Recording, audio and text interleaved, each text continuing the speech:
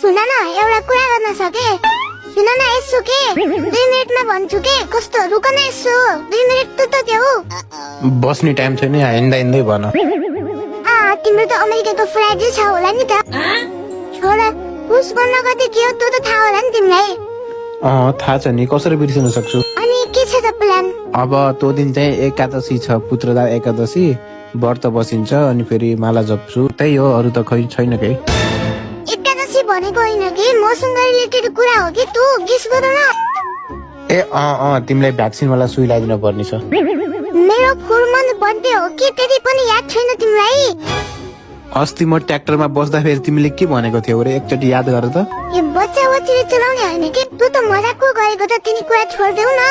मेरो बर्थडेको लागि त के सरप्राइज प्लान गरेको छौ होला नि त के गरेको छौ भन न अनि 4 मन्थ बर्थडे पनि कसैले मनाउँछ त 1 वर्ष भएपछि मनाउला नि त लास्ट डे बोरिङ के तिमी त तिमीले नमनाइदिए पनि यो भिडियो हेर्ने भक्तहरूलाई त इन्भाइट गर जन्मलाई राम्ररी बनाएर मेरो डेकोरेसन गरेर फ्रुट केक काटेर मलाई दिन्छ भन्ने सोचिथे नरिसाउ न राधा सरप्राइज भन्ने पनि एउटा चीज हुन्छ के वाओ आई न्यू इट अनि मलाई माया गर्ने जति पनि हुनुहुन्छ पुसको 15 गते त्रेतामा गौशालामा आएर मसँग मेरो बर्थडे मनाउन सक्नुहुनेछ